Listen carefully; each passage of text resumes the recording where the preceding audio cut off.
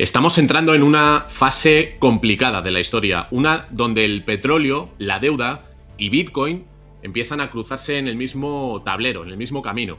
Lo inquietante es que algunas de las reglas que nos han gobernado los mercados durante décadas, están empezando claramente a romperse. Durante medio siglo, el sistema financiero global ha funcionado con una lógica muy clara, y es que cuando había una guerra, una crisis o incertidumbre económica, el dinero lo que hacía era correr hacia los bonos del Tesoro de Estados Unidos. Era el refugio más seguro del mundo. Pero ahora está ocurriendo algo que históricamente no debería pasar. Y es que en medio de tensiones geopolíticas y riesgos globales, los bonos no se están comprando, se están vendiendo. Esto significa que los rendimientos están subiendo, y cuando los rendimientos de los bonos suben, lo que realmente está pasando es que la demanda por esa deuda estadounidense está cayendo. Y eso es una señal enorme, porque el sistema financiero global está construido sobre una estructura específica, y es que Estados Unidos imprime dólares, el resto del mundo produce bienes reales y luego esos dólares vuelven a Estados Unidos comprando activos financieros, como acciones, deuda pública o bienes inmobiliarios. Claro, ese ciclo ha sostenido el sistema durante décadas, pero tiene un problema estructural que cada vez es más evidente, y es que Estados Unidos tiene cerca de 40 billones de deuda pública, y cuando los tipos de interés suben demasiado, el coste de financiar esa deuda se vuelve exponencial, explosivo. Aquí es donde entra el petróleo. El petróleo no solamente es energía, es inflación concentrada. Si el petróleo sube, sube el coste del transporte, de la producción, de los alimentos, de prácticamente toda la economía. Y cuando la inflación sube, los inversores exigen más interés para seguir prestando dinero. Es decir, el petróleo caro genera inflación, la inflación empuja los rendimientos de los bonos hacia arriba, y eso hace que la deuda sea mucho más difícil de financiar. Por eso los conflictos actuales no se están jugando únicamente con misiles, con ejércitos, también se están jugando con energía, con mercados financieros.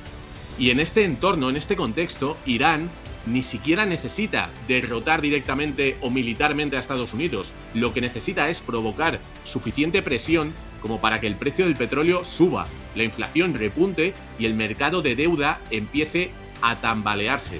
Si el mercado de bonos se desestabiliza, todo el sistema empieza a crujir. Bancos, fondos de inversión, gobiernos, aseguradoras, dependen de que ese mercado funcione con normalidad. Es uno de los pilares del sistema financiero global.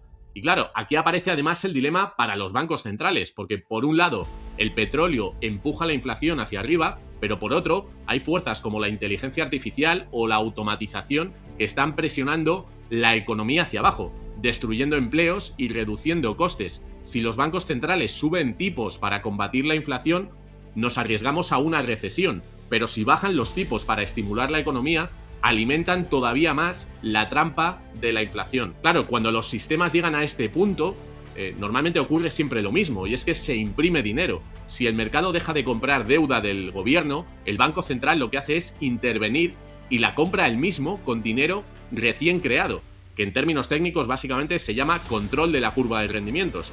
Pero en la práctica esto significa algo muy concreto, y es que se monetiza la deuda y al final se diluye la moneda, la unidad de cuenta de medida de esa deuda. Claro, es en este contexto donde vuelven a aparecer activos que históricamente han servido como refugio, ¿no? Cuando los sistemas monetarios se tensionan. El oro, que ya ha reaccionado y en muchos países, especialmente en Asia, lo están acumulando de forma agresiva. Claro, aquí Bitcoin representa otra posibilidad. Al final es un activo digital, como todos sabemos, con una oferta fija que no depende de ningún gobierno ni de ningún banco central. No sabemos si será la solución definitiva, pero tenemos algo claro, y es que cuando estos sistemas monetarios empiezan a mostrar grietas, la gente lo que empieza a buscar son alternativas. Y puede que el sistema actual sobreviva muchos años más, incluso décadas, pero cada crisis que estamos viviendo está dejando una nueva grieta. Y lo que estamos viendo ahora, ese petróleo volátil, la deuda con mucha presión, tensiones geopolíticas y bancos centrales que parecen atrapados, sugiere que el tablero o las cosas tal y como habían funcionado están cambiando. Porque al final muchas de las grandes crisis de la historia han terminado con crisis monetarias. Y cuando eso ocurre, lo que más valor adquiere, lo que más valor absorbe es aquello que no se puede imprimir. Antes fue el oro, ahora pues cada vez más gente pensamos que hay que mirar hacia Bitcoin. Un saludo.